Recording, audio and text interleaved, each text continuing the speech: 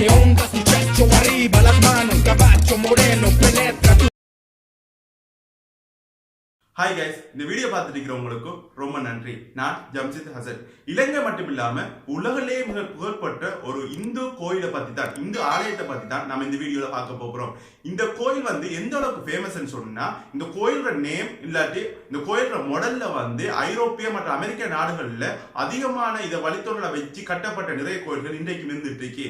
இந்த கோயில் இலங்கை இந்து மக்களின், அதாவது தமிழ் மக்களின் ஒரு அடையாள சின்னமா இருந்துட்டு இருக்கு. வெளிநாட்டுல இருந்து யாராவது வராங்கன்னா கட்டாயம் இந்த கோயிலுக்கு ஒரு தடவையாவது அவங்க விசிட் பண்ணிட்டு போவாங்க. ஒரு டூரிஸ்ட் வெளிநாட்டுல இருந்து வாரங்களும் இல்லாட்டி வெளிநாட்டுல இருந்து வார இந்து மக்கள் யாராவது இந்த கோயிலுக்கு கட்டாயம் போயிட்டு போவாங்க. அந்த அளவுக்கு இந்த கோயில் இலங்கையில பிரசித்தி பெற்றது. இந்த கோயில் எங்க அமைஞ்சிருக்குன்னு சொல்லி பார்த்தோம்னா, இலங்கையில வடமாநிலத்தில் இருக்கிற யாழ்ப்பாணத்துல இருந்து தெற்கே இருக்கிற நல்லூர் என்கிற ஊர்ல தான் அமைஞ்சிருக்கு.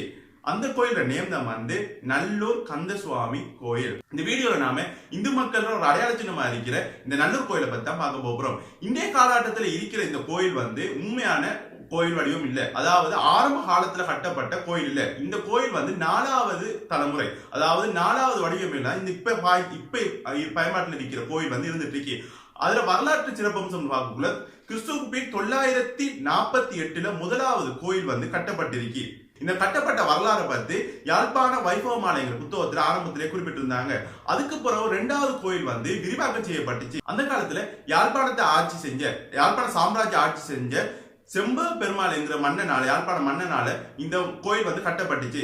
அதாவது அந்த காலத்துல யாழ்ப்பாண சாம்ராஜ்யத்தை தலைநகரம் நல்லூர் தான். சோ அதனால இந்த கோயில் எந்த அளவுக்கு ஃபேமஸா இருந்திருக்கும்னு நினைச்சு பாருங்க. எந்த அளவுக்கு இன்னொன்று சொல்ல போனா, இந்த கோயிலுக்கு பக்கத்துல தான் மன்னனுடைய அரண்மனை கூட இருந்திருக்கு.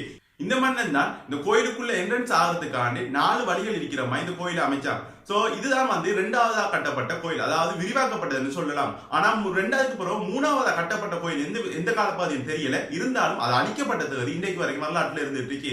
எப்பன்னு சொன்னா, இலங்கையை 3 தலைமுறைக்கு ஆட்சி செஞ்சாங்க. போர்த்துகேயர், ஒல்லாந்தர், அடுத்த பிரிட்டிஷ் சொல்லி 3 வெளிநாட்டவர்கள் ஆட்சி செஞ்சுட்டு இருந்தாங்க. சோ போர்த்துகேய காலத்துல இலங்கைக்கு வந்த போர்த்துகேய மதபோதவர் என்ன செஞ்சாங்க, இங்க இருக்கிற அவரோட மதத்தை பரப்புறதுக்காண்டி இங்க இருக்கிற வரலாற்று சின்னங்களை அழிச்சாங்க. அப்படி அழிக்கப்பட்ட ஒரு வரலாற்று நினைவிடம் தான் இந்த நல்லூர் கோயிலும் கூட. சோ 1924 போர்த்துகேயரால இந்த கோயில் அழிக்கப்பட்டுச்சு. இதனால இன்றைக்கு கட்டப்பட்டிருக்கிற இந்த நல்லூர் கோயில் அதுல உண்மையான இடத்துல இருக்கிற இல்ல. இது கொஞ்சம் தள்ளித்தான் வேறொரு இடத்துல தான் அமைச்சிருக்காங்க. இப்ப இருக்கிற இந்த 4வது கடைசியான கோயில் எப்ப கட்டுப்பட்டுச்சுன்னு சொன்னா, 1734 ஒல்லாந்தர் காலப்பகுதி, அதாவது டச் ஆக்கள் இலங்கை ஆட்சி செஞ்ச காலப்பகுதியில ரகுநாந்த மாப்பன முதலியார் என்கிற ஒரு முயற்சியால கட்டப்பட்டுச்சு.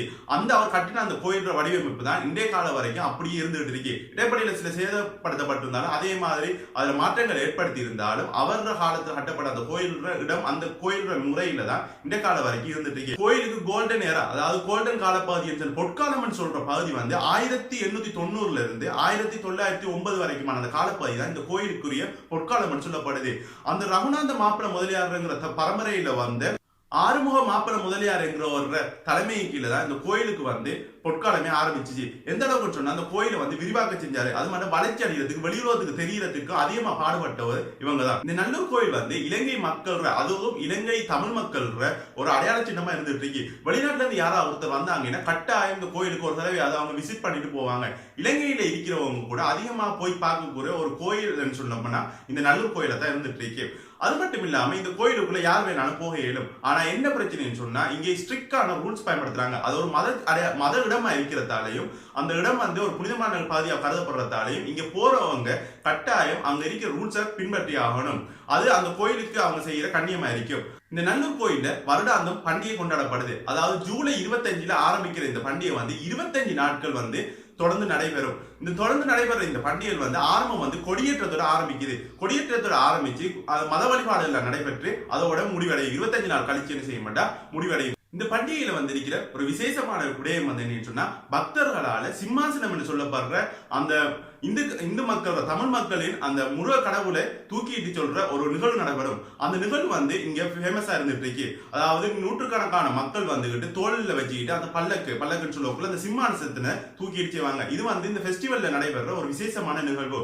இந்த நிகழ்ச்சி வந்து 1900ஆம் ஆண்டுல இருந்து கிட்டத்தட்ட 100 வருஷத்துக்கு மேலால நடந்துட்டு இருக்கு. அதனால இது ஒரு வரலாற்று சிறப்புமிக்க நிகழ்ச்சியும் கூட. நீங்க இந்த நல்லூர் கோயிலுக்கு வரணும்னு நினைச்சீங்கன்னா கொழும்புல இலங்கையில கொழும்புல இருந்தோ இல்ல எந்த பாகத்துல இருந்தோ வர முடியும். அதுவும் அதிகமா ஃபெஸ்டிவல் டைம்ல வந்தீங்கன்னா இன்னும் விசேஷமா இருக்கும். நீங்க வெளிநாட்டுல இருந்து வரவங்க இலங்கைக்கு வந்தீங்கன்னா இலங்கைக்கு வந்து இலங்கையில கொழும்புல இறங்கினீங்கன்னா கொழும்புல இருந்து யாழ்ப்பாணத்துக்கு போய் வடமாநிலத்துல இருக்கிற யாழ்ப்பாணம் ஊருக்கு போய் அங்க இருந்து 4 கிலோமீட்டர் தூரத்துல இந்த நல்லூர் கோயில் இருக்கு. சோ இலங்கையில எல்லா வசதி ஈஸியா இருக்கிறதால எப்ப வேணாலும் நீங்க ட்ராவல் பண்ண முடியும். அதிகமா ஃபெஸ்டிவல் டைம்ல வாரது உங்களுக்கு என்ன விசேஷத்தை தரும். இந்த நல்லூர் கோயில்ங்கிறது இலங்கை தமிழ் மக்களின் ஒரு அடையாள சின்னமா காணப்பட்டு இருக்கு. அது மட்டும் இல்லாம இலங்கை வரலாற்றுல ஒரு முக்கியமான பாதியா கூட இருந்துட்டு இருக்கு. அதாவது கிட்டத்தட்ட 1000 வருஷம் பழமையான கோயில் தான் இந்த நல்லூர் கோயில். சோ இந்த வீடியோ பிடிச்சிருந்தா லைக் பண்ணுங்க, ஷேர் பண்ணுங்க, கமெண்ட் பண்ணுங்க. அது மட்டும் இல்லாம இந்த வீடியோ வேற யாருக்கு ஷேர் பண்ண நினைச்சீங்கன்னு சொன்னா உங்களுக்கு தெரிஞ்சவங்களுக்கு ஷேர் பண்ணிவிடுங்க. அது சோசியல் நெட்வொர்க்கா இருக்கட்டும் இல்லாட்டி வேற ஏதாவது வழிமுறையா இருக்கட்டும். சோ நீங்களும் நானும் நினைச்சா மட்டும் தான் இந்த சேனலை வளர்க்க முடியும். அதனால உங்களோட ஆதரவு தாங்க. சேனலை சப்ஸ்கிரைப் பண்ணுங்க, பெல் பட்டன் நினைங்க. அப்ப நான் தொடர்ந்து போடுற வீடியோஸ் வந்து என்ன செய்ய மாட்டேன் உங்களுக்கு நோட்டிபிகேஷன்ல காட்டிட்டே இருக்கும். சோ இன்னொரு வீடியோல நான் வந்து உங்களை சந்திக்கிறேன். பாய்.